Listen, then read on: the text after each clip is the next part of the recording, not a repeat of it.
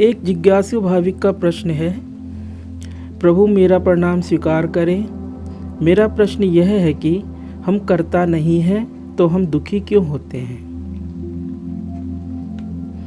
प्रश्न है कि यदि हम कर्ता नहीं हैं तो हम दुखी क्यों होते हैं।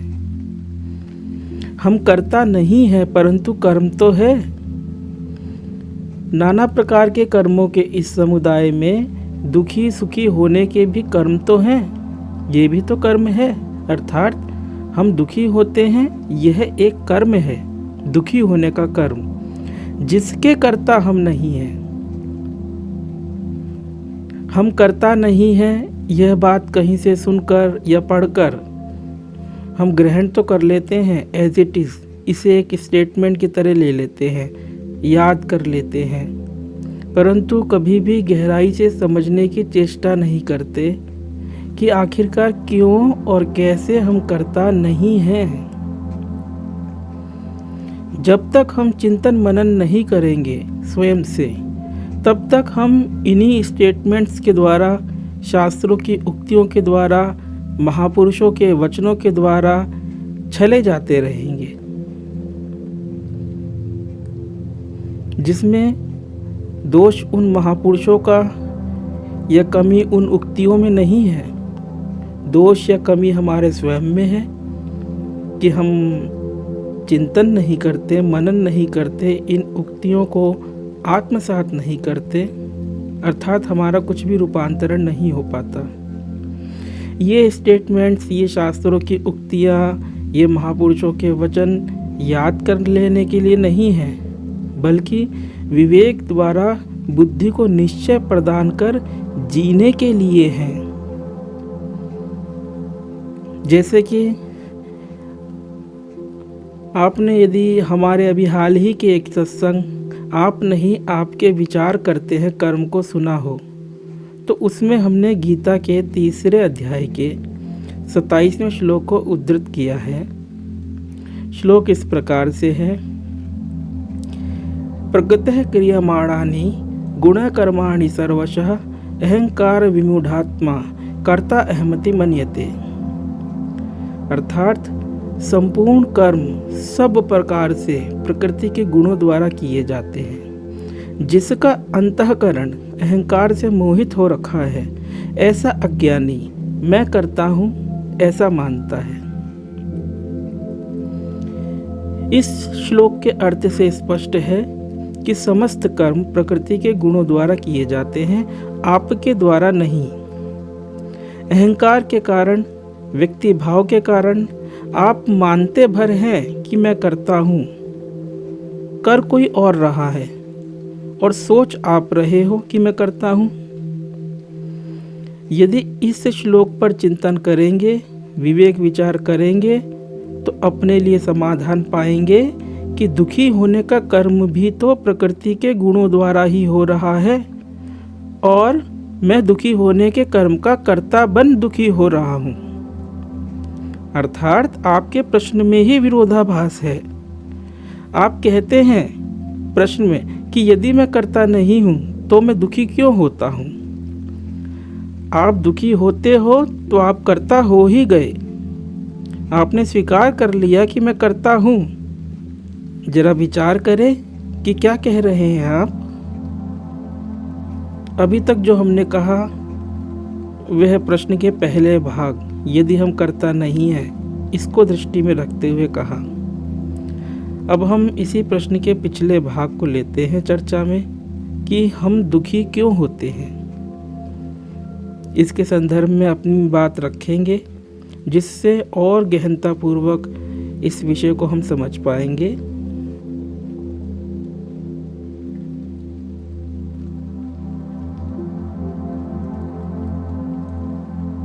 हम, आप या कोई और तभी दुखी होता है या हो सकता है जब वह दुख का विरोध करता है, उसे स्वीकार नहीं करता।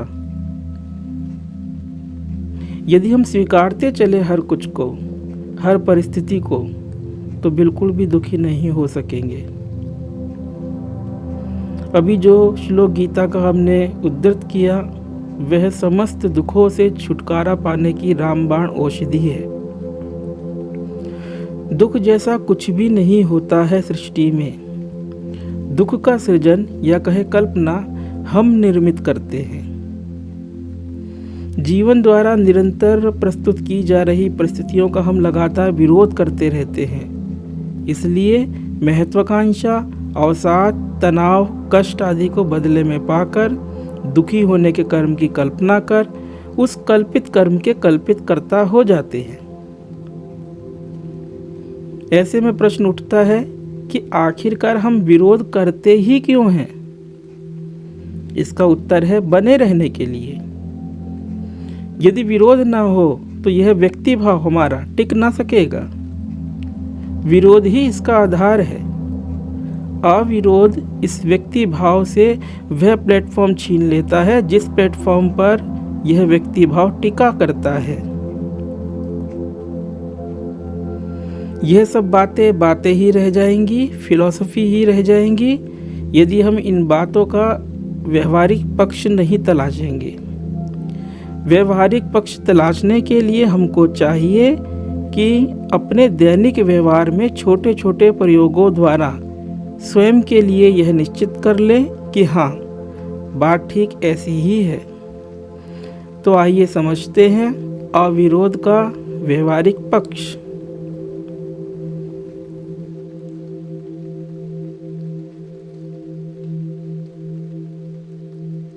मोटे मोटे तौर पर हम दुख को शारीरिक दुख तथा मानसिक दुख में विभाजित कर सकते हैं। शारीरिक दुख वह जिसका कि कारण शरीर में विद्यमान है। यद्यपि शारीरिक दुख मन में महसूस होता है, परंतु इसका कारण शरीर में विद्यमान होता है, जैसे कि सिर दर्द या शरीर में कोई अन्य रोग आदि। दूसरा है मानसिक दुख। इस प्रकार के दुख का कारण मन में ही विद्यमान है, जैसे कि अवसाद, तनाव, अपमान बोध इत्यादि। अब हम दोनों प्रकार के दुखों में किस प्रकार से अविरोध का प्रयोग कर सकते हैं, इसे अलग अलग प्रकार से समझते हैं। शारीरिक दुख। रामकृष्ण परमहंस गले के कैंसर से पीड़ित थे। उन्हें श्यामापुकुर नामक स्थान पर ले जाया गया, जहां नरेंद्र, जो कि बाद में विवेकानंद हुए, नरेंद्र और उनके साथी युवक और गृहस्थ भक्त उनकी सेवा शुश्रूषा में लगे थे। वह भयंकर कष्ट में थे तथा गले से खून आया करता था। उनके भक्तों ने उनसे प्रार्थना की कि वह योग बल के द्वारा अपना रोग दूर कर लें, लेकिन उन्होंने किसी भी प्रकार से ऐसा करना स्वीकार नहीं किया। परंतु एक दिन उन्होंने उपस्थित भक्तगणों के समक्ष बड़ी सहजता एवं सरलता से स्वयं को कष्ट से मुक्त कर दिखाया।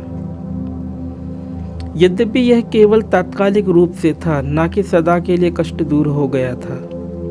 तदपि यह क्या था, यह तो वह ही जाने। परंतु उनके इस प्रसंग से दो बातें हम सीख सकते हैं। पहली बात तो यह कि वह स्वयं के रोग को प्राप्त परिस्थिति को स्वीकार कर रहे थे, विरोध नहीं कर रहे थे।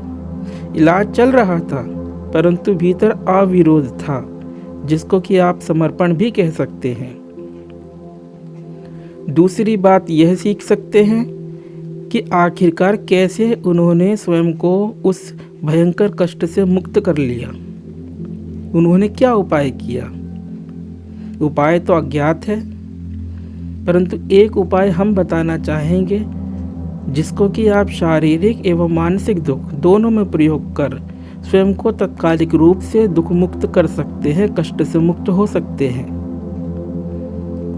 यह उपाय है दुख के साथ एकाकार हो जाना। एकाकार होने के लिए आपको पूरा समर्पण करना होगा, ना कि चालाकी से काम चलेगा।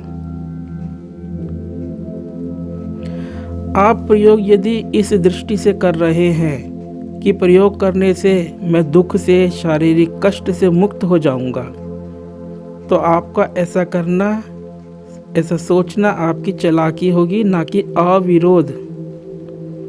चालाकी में विरोध है, ना कि अविरोध। अविरोध के लिए, दुख कष्ट के साथ एकाकार होने के लिए आपको यह भावना करनी होगी कि मैं अपना पूरा जीवन इस दुख के साथ, इसकी इतनी ही तीव्रता के साथ इसे भोगते हुए जीने को तैयार हूँ। मुझे यही तो चाहिए था। यदि ईमानदारी से आप ऐसा करेंगे तो तुरंत ही दर्द या दुख समाप्त हो जाएगा। आप भी नहीं रहेंगे व्यक्ति रूप से, क्योंकि दर्द दुख है के साथ ही कर्ता भोक्ता रूप से आप हो जाते हो। यह सब समझना, खुद से प्रयोग कर देखना आपके लिए अत्यंत आवश्यक है। यदि गहराई से यह सब नहीं समझेंगे तो ऐसे ही परस्पर विरुद्ध कथन वाले प्रश्न आपके बने रहेंगे कि यदि हम कर्ता नहीं हैं तो हम दुखी क्यों होते हैं। अब चर्चा करते हैं मानसिक दुख की। किसी ने अपमानित कर दिया, किसी ने कहना नहीं माना, ऑफिस में चीज़ें हमारे हिसाब से नहीं हो रही, या घर में चीज़ें हमारे हिसाब से नहीं हो रही, कोई हमें वैल्यू नहीं देता। ऐसी कितनी ही परिस्थितियां हम सबके समक्ष आती रहती हैं। हम यदि इन परिस्थितियों को स्वीकार कर लें, विरोध ना करें, तो प्रसन्नता, शांति विद्यमान रहेगी। वस्तुतः यह पहले से ही विद्यमान थी, बस प्राप्त परिस्थिति के हमारे द्वारा विरोध करने के कारण ये अविद्यमान प्रतीत होने लगी। हमारा व्यक्ति भाव, ईगो इस प्रकार से जीवन पाने लगा। यह व्यक्ति भाव हमेशा विरोध करेगा, क्योंकि विरोध पर ही इसकी सत्ता टिकी है। आश्चर्य की बात यह है कि बड़े ही सूक्ष्म तरीके से यह विरोध करता है। जैसे कि कोई परिस्थिति आपको ऐसी प्राप्त हुई जो कि आप चाहते ही थे पहले से ही कि ऐसा हो, तो ऐसे में आपके भीतर से विरोध नहीं होता, आप एकाकार होते उसके साथ में। इसलिए व्यक्ति भाव तिरोहित हो एक प्रसन्नता झलक पड़ती है, परंतु यह प्रसन्नता अधिक देर नहीं टिकती, क्योंकि आप उस प्राप्त परिस्थिति को बनाए रखना चाहते हो या उससे और अधिक चाहते हो। बस ये चाहना ही विरोध करना हो गया, जिससे व्यक्ति भाव पुनः प्रकट हो जाता है और आप पुनः दुखी हो जाते हो। ऐसे में क्या करें? आप स्वीकारते चले। यह लेट गो है। यह लेट गो जीवन को सरलता पूर्वक, सहजता पूर्वक जीने की महाविद्या है। कोई भी अनुकूल या प्रतिकूल स्थिति जाने के लिए ही आती है। आप धैर्य रखें और जो आए उसे स्वीकार कर लें। जो करने योग्य कर्तव्य है वह करें, परंतु परिणाम पर दृष्टि ना रखें, ध्यान ही ना दे दुख पर, अवसाद पर। तो यह जाने के लिए ही तो आया था, अपने से ही चले जाएगा। आपके द्वारा इसे भाव ना देने पर यह और जल्दी चले जाएगा। अवसाद के समय में, डिप्रेशन के समय में अवसाद से एक होकर देखें कि मैं पूरी जिंदगी इस अवसाद के साथ रहना चाहता हूँ, यही तो मुझे चाहिए था। अवसाद का, डिप्रेशन का स्वागत करें, वेलकम करें, आलिंगन करें। यह अवसाद एक सेकंड भी नहीं टिक पाएगा। आप स्वयं को स्वस्थ चित्त एवं प्रसन्न पाएंगे। इस प्रकार से जीवन के व्यवहार में इन बातों को नियोजित करने से वैयक्तिकता क्षीण होगी तथा जीवन सरल एवं सुखमय होगा। जिस समाज में हम रहते हैं, जिस समाज संस्कृति में पले बड़े हुए हैं, उस समाज संस्कृति ने हमें काफ़ी कुछ सिखाया है, जिसमें से कर्म और कर्मों का कर्ता बनना तथा फिर दुखी होना भी शामिल है। ये भी हमने सीखा है। जरा विचार करें 2 वाक्यों या विचारों पर। पहला विचार यह है कि मैंने यह काम किया, और दूसरा विचार यह है कि तूने यह काम किया। अब आप स्वयं से विचारिए कि इन दोनों विचारों में से कौन सा वाला विचार आपने पहले सीखा अपने जीवन में। यदि ऐसा लगता हो कि मुझे कैसे पता चल सकता है, तो बहुत पुरानी बात है कि मैंने कौन सा वाला चिंतन या कहे विचार पहले सीखा। तो आप एक दूसरा काम भी कर सकते हैं। आपकी यदि कोई संतान हो तो उस पर यह बात घटाएं कि प्रथम बार आपने या आपके परिवार में किसी ने उससे बोला कि तूने यह काम किया, या वह संतान ही बोली कि मैंने यह काम किया। विवेक दृष्टि से यदि सोचेंगे तो यही पाएंगे अंतिम निष्कर्ष कि मैंने ही पहले यह सुना और सीखा कि तूने यह काम किया, और फिर उसके बाद मैंने यह कहना सीखा कि मैंने यह काम किया। ऐसे बोल बोल कर सिखाता है समाज, घर परिवार कर्ता बनना। ऐसे ही हम अपनी संतानों को सिखाते हैं पहले कि तूने यह काम किया। उसके बाद वह इस बात को सीख करके बोलता है कि मैंने यह काम किया, और कर्ता भाव से ग्रसित हो जाता है। ऐसे ही भाषा एवं व्यवहार द्वारा, घर परिवार समाज द्वारा हम सीख जाते हैं दुखी होना। पूरी सामाजिक व्यवस्था ही प्राप्त परिस्थितियों का विरोध करने पर टिकी हुई है, और विरोध करना सीख हम दुखी होना भी सीख गए हैं। कर्म और कर्ता भाव भी सीख गए हैं। यह सब एक दिन में हठात ही नहीं हुआ है, बल्कि 10-12 साल लग गए हैं अच्छे से सीखने में। दुखी होने से तात्पर्य है, यहाँ पर जो हम दुख की बात कर रहे हैं उससे तात्पर्य है मानसिक व्यथा, तनाव, अवसाद आदि। अध्यात्म हमें वह नवीन दृष्टि देता है जिससे हम पुनः इस जीवन की समीक्षा तथा विश्लेषण करते हैं। वेदांत यदि जगत को माया कहता है तो उसका सीधा साफ साफ अर्थ यह है कि इसे गंभीरता से लेने की ज़रूरत नहीं है, हल्के हो जाइए, क्योंकि अब आप भी इतने महत्वपूर्ण नहीं रहे कि बहुत गंभीर बनने का प्रयास करें।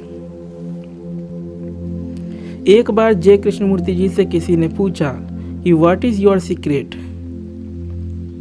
आपका सीक्रेट क्या है? उन्होंने तपाक से उत्तर दिया, आई डोंट माइंड, मैं ध्यान नहीं देता। ध्यान नहीं देने का मतलब यह नहीं है कि कर्तव्य कर्म ना करे और लापरवाह बन जाए। इसका अर्थ है लेट गो। हमने सीखा है लेट स्टे। कोई भी विचार, अवसाद, तनाव आदि आते हैं तो हम उनकी मेहमानी करने में लग जाते हैं। लेट स्टे, भाई रुको, जरा मेहमानी पाकर जाओ। दुख, अवसाद, तनाव जाने को थे, पर हम उन्हें रोकते हैं, हम उनका विरोध करके कि मुझे दुख है और यह दुख जल्दी से जल्दी चले जाए, मैं क्या करूं? बस वह दुख लेट गो के बजाय लेट स्टे कर जाता है, आपका मेहमान बन जाता है। यदि हम उसे तवज्जो ना दें, भाव ना दें, तो जीवन पहले से ही लेट गो के मोड में काम कर रहा है, ना कि लेट स्टे के मोड में। यहाँ कुछ नहीं टिकता। संसरिति इति संसारः, सरकने का नाम ही संसार है। जो आता है वो चले जाता है। आज बस इतना ही। ओम।